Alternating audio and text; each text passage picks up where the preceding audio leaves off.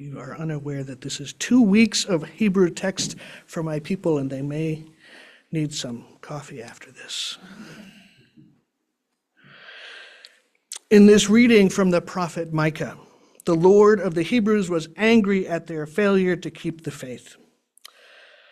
This is a running theme in the Hebrew scriptures.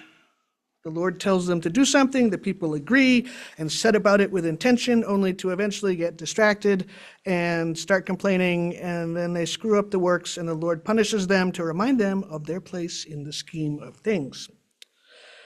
The role of the ancient prophets was multifaceted. Their job was to tell uncomfortable truths to the people and to predict what punishment might befall them if they continue to disobey the Lord's instructions. Their job, the prophets, was also to communicate with the Lord, to advocate for the Hebrew people, who clearly had a bad habit of forgetting their instructions. And finally, the job of the prophet was to occasionally tell the Lord that he was being unreasonable and that the people were doing the best they could and to please just lighten up a little bit. Now, Micah, at this point in his narrative, is channeling the voice of the Lord, speaking to the people, urging them to return to ways of righteousness. It's not that complicated, he says. Do good works. Remain in humble relationship with your God. You don't have to offer 1,000 burnt things or your firstborn or any of that. Just do good works and don't get too big for your britches. Remember that you're not in charge of the world, but you've got a champion who is, so just keep the faith and keep moving. After this passage, Micah goes on to say some pretty harsh things to the Israelites in the rest of his narration, but this is the piece we're looking at for today. Act justly, love mercy, and walk humbly with your God. And that, friends, is the root of our faith as well. Act justly, love mercy, and don't think you're the boss of everything. We'll come back to that in a minute. But first I want to touch back on our earlier reading by Prentice Hemphill. Feeling is revolutionary, they write. Feeling and connecting bring us into the world and into relationship with each other. In the aftermath of this election, it is tempting to slip into numbness, to shut down emotionally, to curl into a small ball and hide away from the world. This tragic horror is simply too much to bear. It is too much to bear alone. Some things, Hemphill reminds us, are so large that they cannot be felt alone, so we feel them as a community. Our hearts connected in grief, in our outrage, in anger. The connection we feel in these moments is what reminds us that we are not alone in our feelings, that others are experiencing the same thing, and that we can support and comfort each other through this. Big trauma means big grief, and big grief needs to be expressed in big ways through collective action.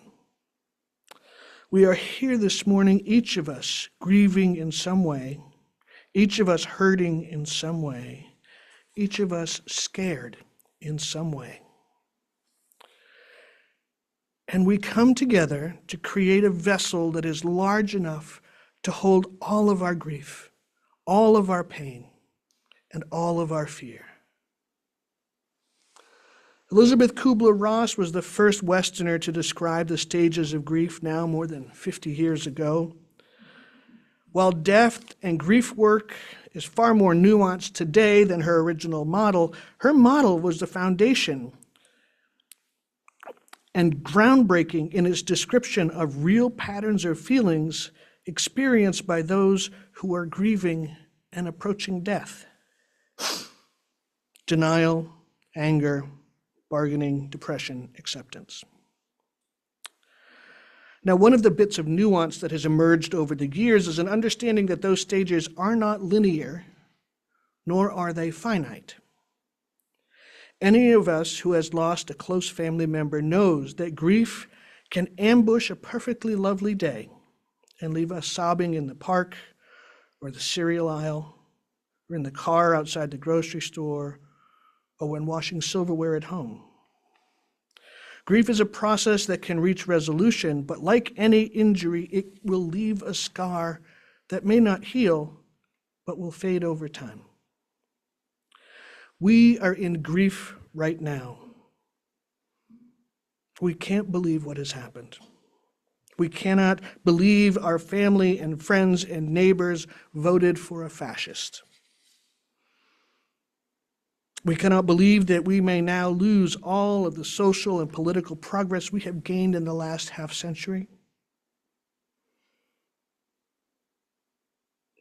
That disbelief is too big, too large, too overwhelming, too much to feel alone.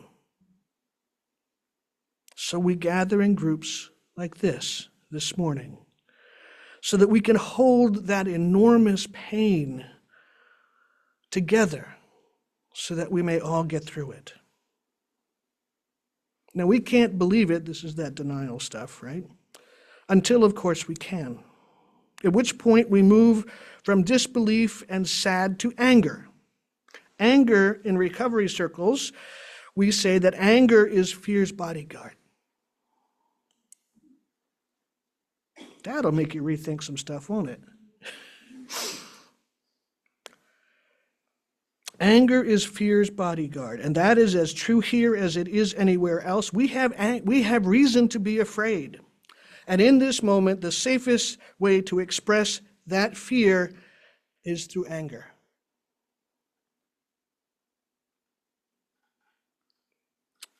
I woke up in the morning this week just wanting to smash something. Just wanting to make a three-dimensional expression outside my body of what my body was feeling inside. I wanted somebody to be able to see the wreckage of the pain. But knowing I had to be here this morning and not in jail, I sat down and wrote, "We are angry and we feel betrayed. And we feel that that hurt is heaped upon us by our neighbors. And anger is normal. Don't believe that toxic positivity stuff that said, oh, everything's fine, we just have to look for look on the bright side of life, right?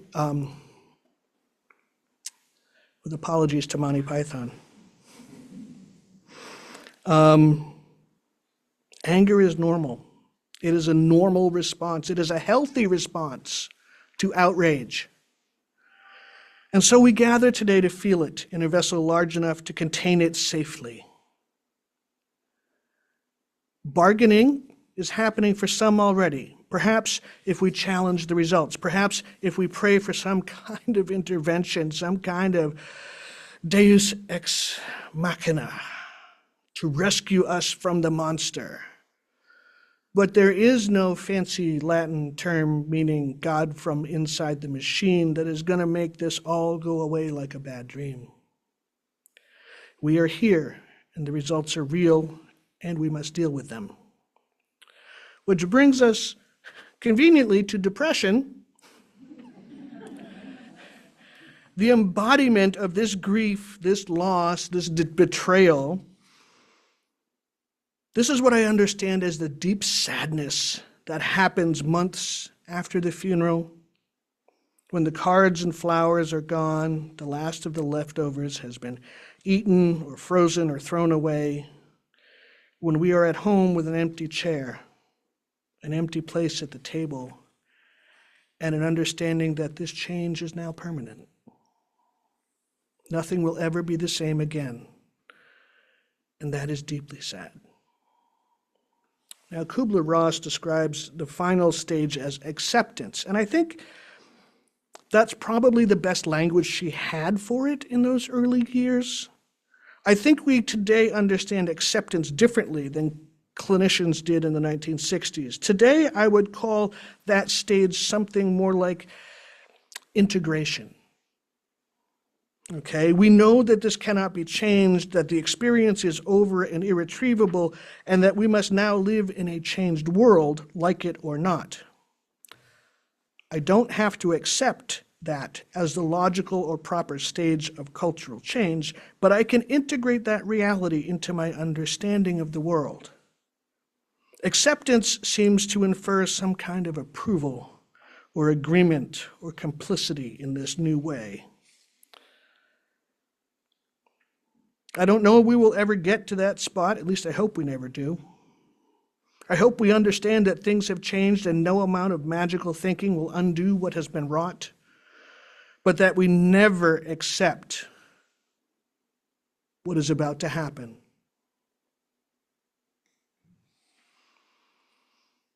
We have a lot of big feelings this week.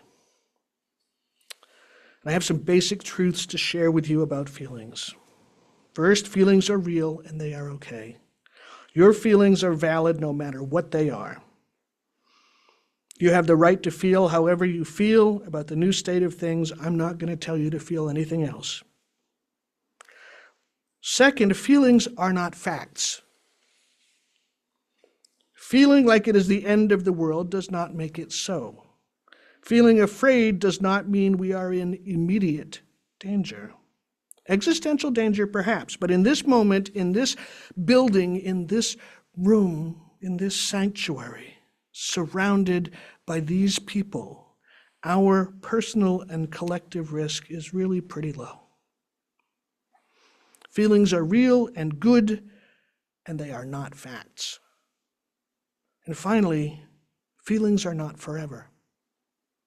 Feelings are a natural part of the human experience, and like all parts of our lives, they ebb and flow, change and shift, swell and diminish through time. What we feel in this moment is real. Our feelings are real, and they are good, but they are not facts, and they are not forever. They will not feel this big, this acute, this painful forever. It may be hard to believe now, but please trust me when I tell you that in time we will be able to access again feelings like wonder and awe, and yes, even love and joy once more. We need only look at the writings of Anne Frank and Viktor Frankl to understand that we have the capacity to find beauty in the most dire of circumstances. That we can have faith in humanity no matter how badly some humans behave. Prentice Hempel reminds us that we are not alone, and that big feelings and big traumas are best felt and addressed in collective community. The prophet Micah reminds us that we do not have to be perfect to please God. How many of us reflexively reach for the work of Mary Oliver in times like this? Saint Mary. It's as close to saints as we get. Her poem, Wild Geese, seems like it was created for this moment.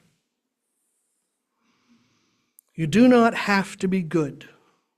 You do not have to walk on your knees for 100 miles through the desert repenting. You only have to let the soft animal of your body love what it loves. Tell me about your despair, yours, and I will tell you mine. Meanwhile, the world goes on. Meanwhile, the sun and clear pebbles of the rain are moving across the landscapes, over the prairies and the deep trees, the mountains and the rivers. Meanwhile, the wild geese, high in the clean blue air, are heading home again. Whoever you are, no matter how lonely, the world offers itself to your imagination, calls to you like the wild geese, harsh and exciting, over and over announcing your place in the family of things. Mary Oliver, you don't have to be perfect. You don't have to offer your firstborn, all your livestock, walk on your knees for a mile. Instead, the mission remains the same.